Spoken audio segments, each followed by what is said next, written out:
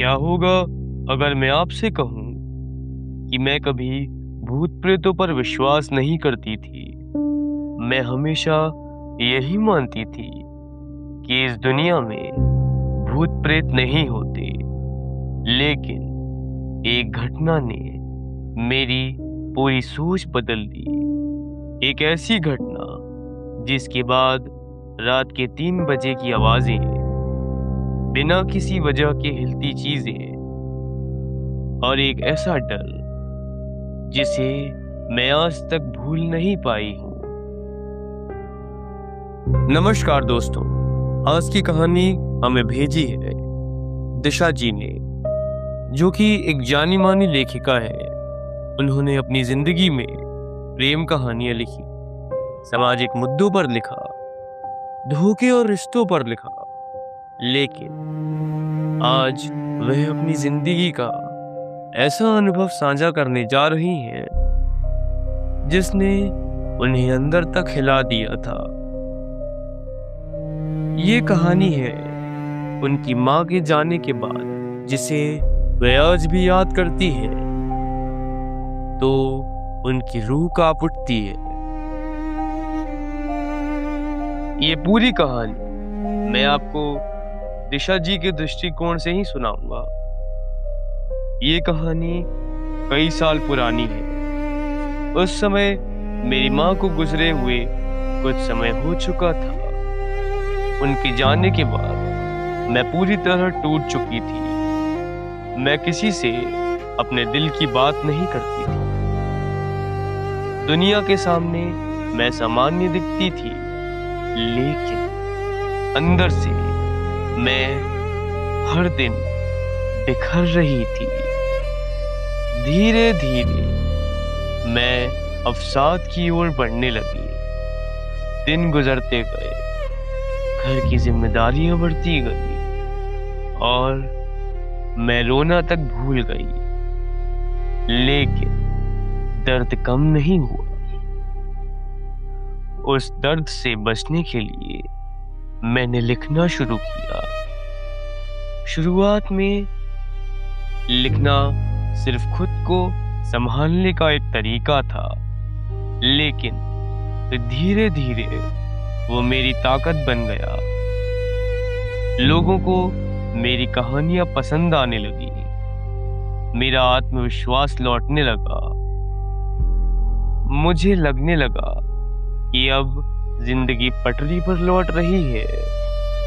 लेकिन मुझे ये नहीं पता था कि कुछ ऐसा होने वाला है जो मेरी पूरी दुनिया बदल देगा। एक रात मैं अपने कमरे में बैठकर कहानी लिख रही थी। समय का पता नहीं चला। जब मैंने घड़ी देखी तो लगभग रात के 3 बज चुके थे। मैंने लैपटॉप बंद किया, फ्रेश हुई और कमरे की लाइट बंद करके सोने की तैयारी करने लगी। तभी अचानक मेरे कमरे का स्लाइडिंग डोर जोर जोर से हिलने लगा। मैं एकदम से चौंक गई, लेकिन कुछ ही सेकंड बाद आवाज बंद हो गई। मैंने खुद को समझाया, शायद थकान होगी, शायद मेरा वहम होगा, और मैं वापस सोने की कोशिश करने लगी। लेकिन कुछ ही समय बाद वो आवाज फिर से शुरू हो गई, इस बार पहले से भी ज्यादा तेज। मैं डर गई। मैं बिस्तर पर बैठ गई और सामने स्लाइडिंग डोर को देखने लगी। और जो मैंने देखा उसने मेरे शरीर में सिहरन दौड़ा दी। स्लाइडिंग डोर अपने आप हिल रहा था, इतना तेज जैसे कोई उसे पूरी ताकत से धक्का दे रहा हो। मैंने हिम्मत जुटाई, लाइट ऑन करी और धीरे धीरे दरवाजा खोलकर टेरेस की तरफ देखा, लेकिन वहां कोई नहीं था। चारों तरफ सन्नाटा था। मैं वापस कमरे में आ गई और खुद को समझाने लगी कि शायद ये मेरा भ्रम है। लेकिन जैसे ही मेरी आंखें लगने लगी, वो आवाज फिर शुरू हो गई। इस बार मैं नहीं रुकी। मैं भागकर सीधे अपने पापा के पास चली गई। पापा हॉल में सो रहे थे। मैंने उन्हें जगाने की कोशिश की। उसी समय वो आवाज पहले से भी ज्यादा तेज हो गई। लेकिन एक समस्या थी, मेरे पापा को सुनाई नहीं देता था। वह सुनने की मशीन का इस्तेमाल करते थे। जैसे ही उन्होंने मशीन पहनी और आवाज सुनने की कोशिश की, अचानक सब कुछ शांत हो गया। पूरा घर, पूरी रात, पूरा माहौल। मैं स्तब्ध रह गई। पापा ने कोई आवाज नहीं सुनी। उन्होंने मुझे समझाया कि शायद लिखने का तनाव है। शायद मैं अपनी माँ को बहुत ज्यादा याद कर रही हूँ। शायद ये सब मेरे दिमाग का खेल है। लेकिन मेरे लिए वो सब बहुत वास्तविक था। और ये तो सिर्फ शुरुआत थी।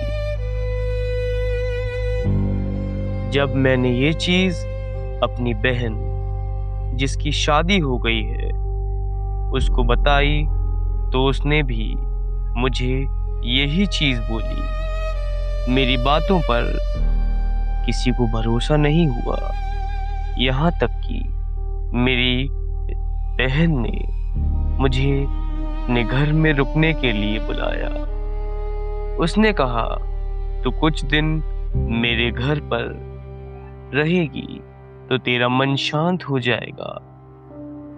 पर मैं उसके घर नहीं जा सकती थी, क्योंकि मुझे एक कहानी पूरी करनी है और मैं अपने घर को छोड़कर कहीं और नहीं लिख पाती थी। इसलिए मैंने उसे मना कर दिया। वैसे वह घर पर आना चाहती थी, पर उसके घर पर मेहमान आ गए थे। उसकी वजह से वह आ नहीं पाई। दूसरा दिन तो अच्छे से बीत गया, पर जैसे जैसे रात का समय आ रहा था, मेरे मन में जो डर था वह बढ़ने लगा था। समय के साथ 10 बजे, 11 बजे, आज मुझे लिखने का मन भी नहीं कर रहा था, पर तो भी मैं कोशिश कर रही थी। समय बीतता गया और उस रात कुछ नहीं हुआ। मैं खुश थी। मैं खुश होकर वॉशरूम में बैठी ही थी, तब वॉशरूम की लाइट ऑन ऑफ होने लगी। मुझे समझ नहीं आ रहा था कि ये वापस से नया क्या चालू होने लगा। 1-2 बार ये होने के बाद वापस से सारी चीजें नॉर्मल। मुझे अब कुछ भी समझ नहीं आ रहा था कि ये सब क्यों मेरे साथ हो रहा है। समय बीतता गया और कुछ ना कुछ होता चला गया। मैं जब भी किसी को बताती कि मेरे साथ क्या क्या हो रहा है, ये सुनकर बस सब लोग यही कहते थे कि तू अपनी माँ को बहुत याद करती है, इसलिए तुझे ये सारे वहम हो रहे हैं। तूने न दर्द किसी के सामने जाहिर नहीं किया, इसलिए वह दर्द तुझ पर हावी हो रहे हैं। वैसे ये सच नहीं था, पर कोई मानने को तैयार नहीं था। समय के साथ मेरी तबीयत भी बिगड़ने लगी, इसलिए मैंने ये बात अपने अंदर रखने की सोची। पर मन ही मन मैं इसका इलाज ढूंढने के बारे में सोचा और बिना समय गवाए मैं एक बड़े ज्योतिष के पास चली गई और जो मेरे साथ हो रहा था वो सब बता दिया। और सारी बातें सुनकर उस ज्योतिष ने बस मुझे इतना बोला कि तू इन सब चक्कर में मत पड़ और अपने कैरियर पे फोकस कर, और जितना हो सके उतना जल्दी शादी कर ले। और जब तक तेरी शादी नहीं होती तब तक तू रोज 2 टाइम हनुमान चालीसा पढ़ और इन सब से दूर रहे। ये सुनकर बस मैंने वही चालू किया और समय के साथ हालात सुधरने लगे। वैसे कोई ना कोई एक्टिविटी होती रहती थी, पर उसी वजह से मुझे कोई हानि नहीं पहुंचती थी।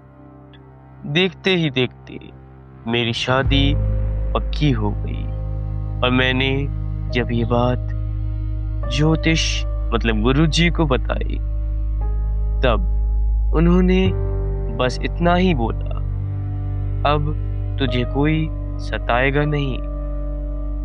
जब मैंने ये सुना तब मेरे मन में सवाल उमड़ने लगे और मुझसे रहा नहीं गया। और मैंने पूछ लिया कि जो कुछ मेरे साथ हो रहा था क्या वो वहम था। तब उन्होंने मुस्कुराते हुए इतना ही बोला कि तुझे कोई नकारात्मक ऊर्जा या फिर कोई आत्मा अपनी तरफ खींच रही थी। वैसे भी तेरा घर शमशान के पास है और तू रात को उस जगह से वॉक करके आती थी। ऊपर से तेरा घर पीपल के पेड़ के पास था और सारी शक्तियां तेरे घर पर आना चाहती थी। पर से 3 बजे काल समय था, तो इसलिए तेरे साथ ये सब हो रहा था। वैसे भी तू अपनी माँ के जाने के बाद उदास हो गई थी, जिसकी वजह से तू मेंटली वीक हो गई। इसलिए ये सारी शक्तियां तुझ पर हावी होने की कोशिश कर रही थी और कुछ नहीं।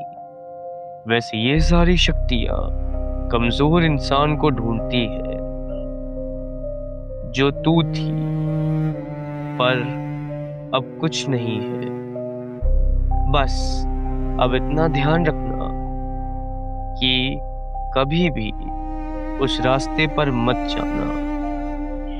ये सुनकर मैं पूरी तरह हिल गई, पर अब सब ठीक है। मेरी शादी हो गई है और आज मेरा बच्चा भी है। पर उस हादसे के बारे में सोचती हूँ तो मैं डर जाती हूँ। लेकिन एक बात है, आज भी जब भी मैं अपने घर जाती हूँ तो मुझे अपने घर में रात को नींद नहीं आती। लोग कहते हैं भूत प्रेत पिशाच होते हैं। मुझे ये सब तो नहीं पता, लेकिन हाँ, आत्माएं सच में होती है।